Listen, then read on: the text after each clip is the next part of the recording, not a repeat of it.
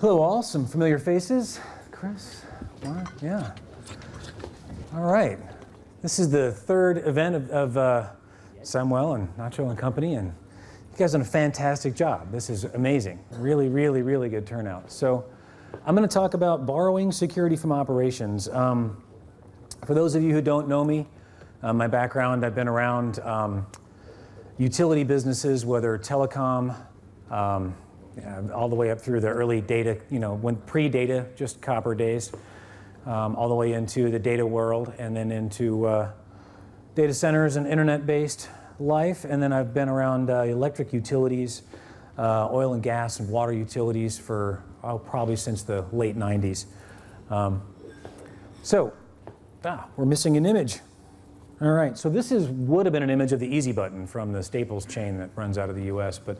So we're going to look at a blank white page here and talk about, let me just check and make sure the images show up. Okay, that's the next one. Okay, so let's first talk about the vulnerability of control systems. You've probably heard plenty of this so far, but yes, even Ping can do it. My best story about this is in northern United States around the Canadian border, dead of winter. We're reviewing some comm tapes of a utility. Comm tapes are basically when the dispatcher issues a command to say, go work on a breaker, go work on a relay, whatever it might be. So we're reviewing these tapes, and all of a sudden we hear a bunch of profanities and lots of cursing, and apparently someone had launched an Nmap scan against the control systems. Wiped out a whole bunch of substations. Didn't hurt anything, but the devices had to be physically power cycled. You had to walk up to them and push the button to turn them off and turn them back on. Okay, this is in the dead of winter in northern Montana. So some young guy had to go get in a snowcat, which is kind of like a snowmobile track-based device to get through the snow, 6 hours up to the substation, dig into the door, get inside, push a button, get back in the snowcat, and drive back. He was a very unhappy young man. The seniors said, pack a thermos full of soup because it's going to be a long ride, kiddo. But this is the operational impact. Yes, it was a very large substation out in the middle of nowhere. Yes, it was an important substation to the utility, or else they would not have sent a young man 6 hours in a snowcat to go power cycle the devices in the substation. But yes, even Ping can do it. We've probably talked about forever days or infinite days. These are the vulnerabilities that will just go on forever because no one's going to patch them, either operationally, or the vendor will not provide you with a patch, or the vendor was 3 engineers in a basement and they're all dead. This happens in our world. This is pretty common. No authentication, etc. Really, no sophistication necessary to hack a lot of the control systems these days. Not all of them. Some of them are getting much better. But we don't need sophisticated attackers in this space. We don't need nation-state quality threats to exercise these vulnerabilities. It's easy. So talk about our adversaries. Even though we don't need sophistication from the adversaries to break into these devices, yes, there's a lot of architecture that stops it. Yes, there's a lot of other things that stop this from happening day to day, but the reality is the control systems are vulnerable, and yes, the adversaries are smart. Even if they weren't, they have 3 things you don't. They have people, they have money, and they have time. You're lucky to get 1 of those things, if not 2 of those, maybe on a good day 2, but rarely 3. They have all of these things. That's hard to beat. No matter how smart you are or how good your system may be, and as we've seen around the globe, organizations that were supposed to really know what the heck security means, they're getting popped on a daily basis. So those who even know what they're doing and tout some of the best security technologies in the business are still getting hit and still getting breached. If you have people, money, and time, you have a way in.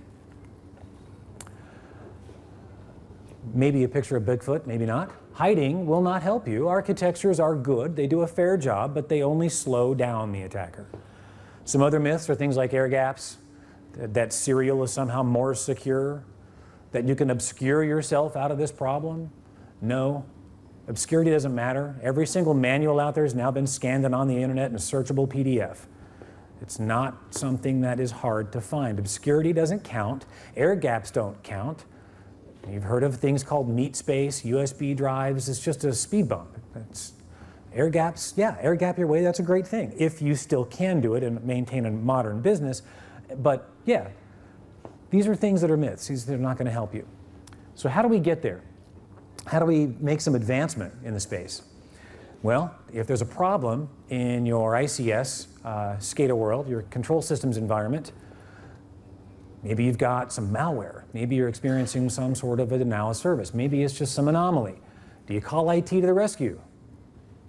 Anybody from the operations world want to call IT to come fix your stuff? Probably not. But they want to come fix your stuff real bad. They know how to fix it. They really, really do. They might not. They might, but they might not. And in the operations world, might not is not a good answer. You need to know, without a doubt. DB9, serial world in the land of the blind. Remember the old phrase, in the land of the blind, the one-eyed man is king, right? We don't have a lot of visibility into this stuff. We have some tools that can get us visibility, and there's a lot of new tools that are coming out. A lot are being discussed. There's some good open source tools. But the reality is we don't have a lot of the traditional kind of information security tool sets for the serial world.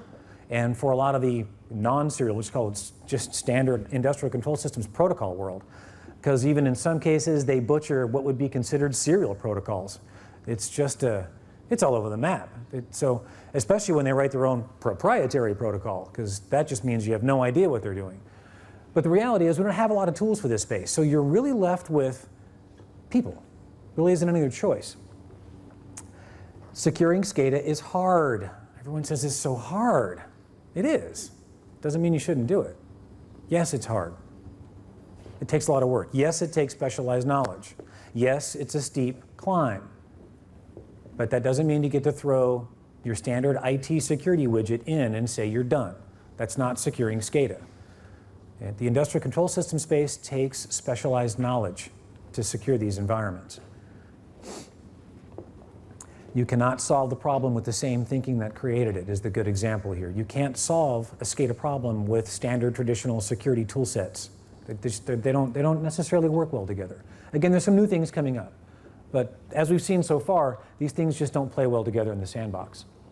Now, in the industrial control system space, we talk about in the, you get your CISSP or your various different security certificates. They tout CIA, confidentiality, integrity, and availability. And they always say confidentiality first. Always. In our world, confidentiality, frankly, we don't care 90% of the time. Is it up? Is it available? That's priority. That's number one. Second, what's the integrity? Believe it or not, you can still operate a control system if you don't own it and you have an adversary in there. Someone's co-managing your environment with you. You can still operate it, right? Question first, is it up? Second, is it actually ours? And last, confidentiality. We'll worry about that at some other point in time, Claudio. Uptime is the number one goal. Now, I deal a lot with engineers, a lot of engineers and a lot of security folks. Interesting two different groups. These two groups sometimes mix well, sometimes don't. But what I found is the perspectives, engineering can solve almost any problem. What it can't solve is malice. Engineering deals with Mother Nature, deals with physics. Mother Nature may be very harsh and very unpredictable in some cases, but Mother Nature is not malicious. There's a difference. That's where engineering can borrow some of the concepts from security, and security can borrow some of the concepts from engineering and actually relying on systems that are built for them. It's not always suspicion. But the reality is engineering and security have to play well together in order to actually secure an industrial control system. You've got to somehow cross-pollinate these ideas across both sides. This isn't going to be a one-sided, one side's going to actually solve the problem. Both have to come together.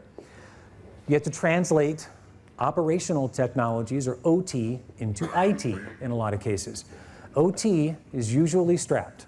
There's more resource constraints in the operational environments, at least from what I've seen. It's often easier for IT to get budget. If you can translate your OT world to IT talk, you can get what you want in the OT space just by speaking IT. It's a language issue. It's a lexicon.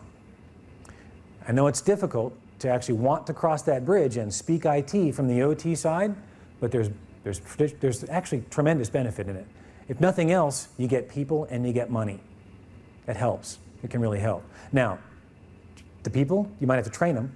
right? You might not get ops folks. You might get some IT folks that have a bent for engineering or something. But the hard part is both sides need to put their egos down. I think that's the most challenging part of the discussion is it's not about technologies, it's not about engineering or security. It has nothing to do with that. Yes, we can go back to the old electromechanical ways. I've even seen pneumatic control systems. We can do that too, right? Just take IT out of the picture. But the reality is both sides need to put down their egos. Both sides are doing a phenomenal job at what they do. Both sides are very skilled and bright and innovative and creative. But they can't entrench themselves on two different sides and try to solve the problem. If there's a hole in your boat and you're at one end of it where the hole isn't, you can't look at the other end and go, wow, I'm glad that's not in my boat. The hole's in your boat and you're in it together. Safety, everyone's job. I love this sign, right? Safety first, limbs are difficult to replace. Okay, yeah, gets the point across pretty quick. But safety is everyone's job. Everybody in the operational world, even in the IT side, because occasionally you still have to touch the operations side somewhat in your job, but you work for any kind of critical infrastructure. You understand what safety means, especially if you're in an operational world in oil, gas, electric, water, these kind of things. But easiest way to get this across to both sides is speak like safety. We've figured out a way to get safety across to every single person in the company. We figured out the right words to use, right? We figured that part out. Everybody in the company knows that safety is job one. It matters, different messages matter to different sides. Different operational functions get different safety messages because you either pull a wrench, you know what the red pipe means, or you sit behind a desk and punch keys. But either way, someone delivered a safety message to you that resonated with you and made sense. The same thing needs to be happening with security. Some middle ground language that reaches all persons in the organization should be used, just like you've done with safety. Now, I laugh at big data. I hear big data. I'm like, we've been doing big data since there was data. I mean, nobody knows data like SCADA knows data. We can just, how many endpoints some of the biggest utilities have? We put that together into an operational dashboard, and our operators run very smooth. We have literally put together some of the most complex machines ever built by human beings, and they have the highest degree of uptime. That's a feat, and that's amazing. It's done by data. It's not done by somebody sitting behind a dial. It's done by data. We know data. We know it like nobody else does. We're good at this. Operations is really good at this. IT, they're getting there. They can borrow some of this stuff from operations. Don't think of it as operational telemetry anymore. Think of it as security telemetry. You just add the word telemetry on the end of it and bam, oh my God, it's operational all of a sudden. That's the kind of thinking you need to be, go down that road and explore that with your organization. So, for operations security, you need to somehow get a spot on that wall display.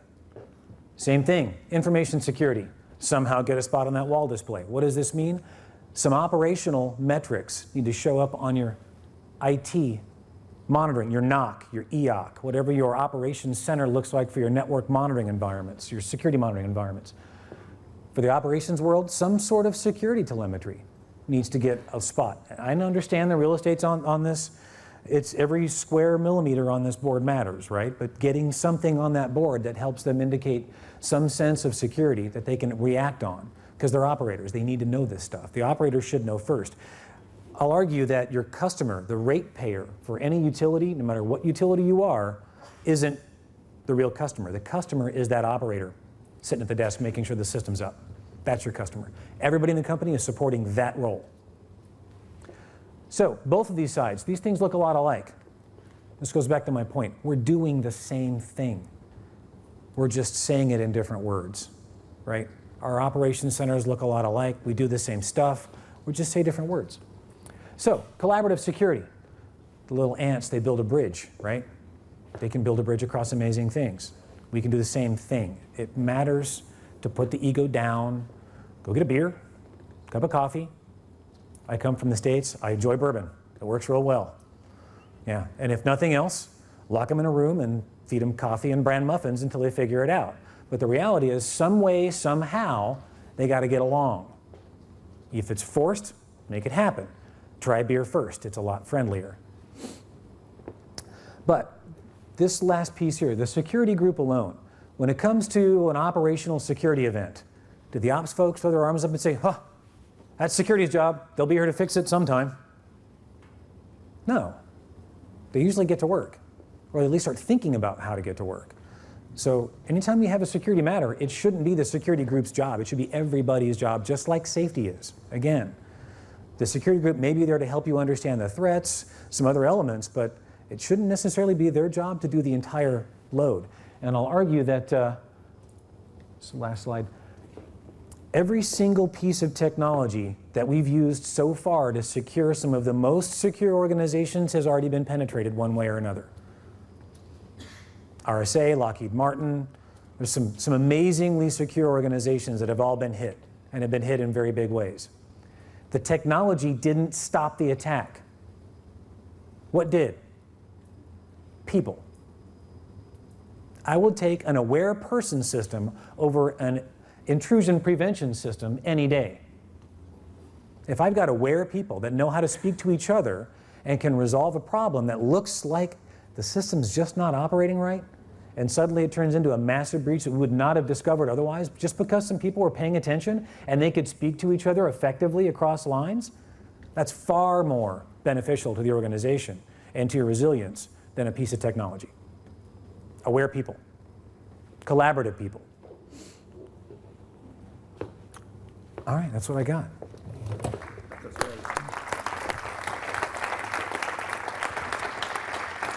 Thanks so much for an outstanding presentation. Is there any question? ¿Alguna pregunta?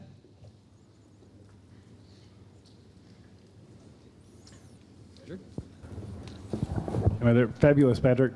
Thank you. So it occurred to me that a lot of enterprises also have security issues, non-control systems guys. Yeah. And I've been recommending to them that they can leapfrog to get in a position to fight so-called APTs, but really targeted attacks, by creating a new group that has those skill sets and are empowered with the tool sets.